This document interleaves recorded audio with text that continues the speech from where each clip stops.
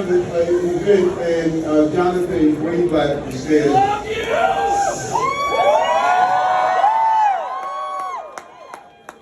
And he said something that really resonated with me, and I'm looking at the crowd. Many of you are, the future and current.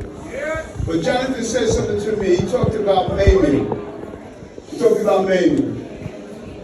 And he talked about Mamie Till. She was the mother of Emmett Till. And Emmett Till was beat so badly, he was disfigured.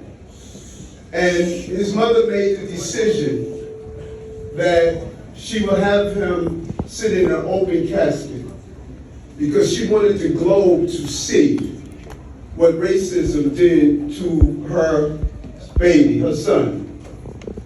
And when I thought about it and heard it, I reflected on the history of the African American experience in the Jewish community. And many people don't really know the depth of that relationship. When you go back and look at folks like Rosenwald, he opened almost 2,000 schools, primary and secondary schools for African American students. During the civil rights marches, the white students that went to the South, 50% of them were Jewish. Dillard University, Howard University, SNCC, SCLC. You look at the organizations and you'll see the relationships that the Jewish community has played in being part of the civil rights struggle initiative. Something happened that was so significant. This was an Emmett Till moment for me. When you did not allow the globe to silently sit back, it took a lot of courage to say, we're going to show the images of what happened so you could see the evilness of what Hamas represented. That was so significant and important.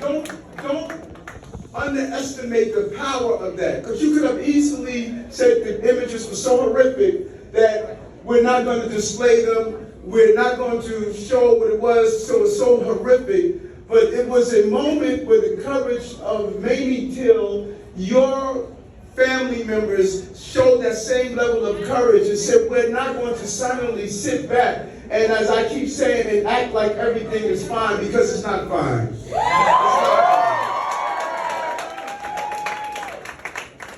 fine. And we must be clear that Hamas must be destroyed. And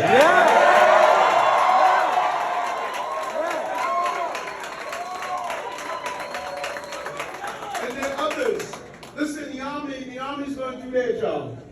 I keep saying this over and over again. The Army's going to do their job. But we have a job to do. We have to get back on our college campuses and reclaim academia.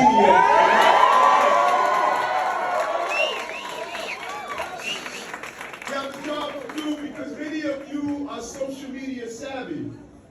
Social media is using algorithms to lure people into dark places and carry out anti-Semitism, hatred, racism, all of these actions that social media is doing. We must push back on them, and those of you who are attorneys in this room, we need to come up with a real case.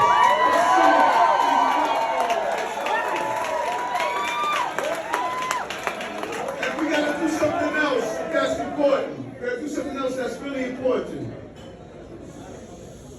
Great Jewish leaders stood right by Dr. King. Yes. When I traveled to Israel, I traveled with JCRC and other organizations. But your generation must know each other, because you can't just go on automatic pilot to fight isms.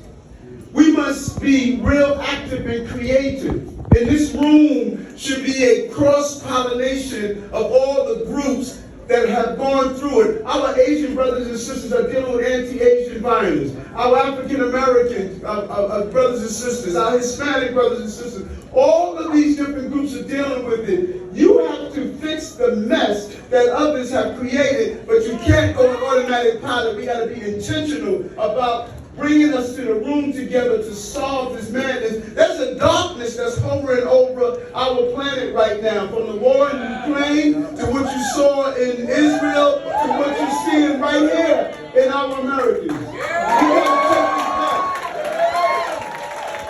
And so I am so enthused by seeing you. You have made up your mind you're not going to be a detached spectator in this full contact sport called life and fighting for what is right. And it re-energizes me. You start your day sometimes with this question mark, are we going to be all right? I walk in this room and I see you and I say, God damn it, we're going to be all right. Yeah!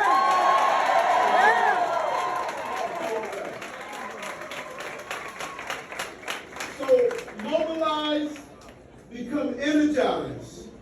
Turn that painful moment into purpose. Because life is going to throw us some very difficult moments. This was your Holocaust. This was mean and nasty. This was intentionally to play with your psyche and let you feel as though you can never be safe no matter where you are. This wanted to go to the core of your existence. Now we have to show who we are. They tried before. You know the stories. You're still here. And that's what you said. Never again is not only a slogan, it's not a bumper sticker, it's a life we're going to live. And I say to you, you're in the right place to do the right things to make sure never again never happens. Thank you so much for allowing me.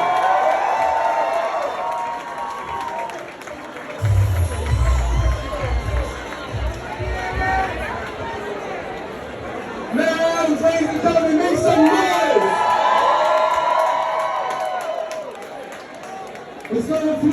We still have great people from this office.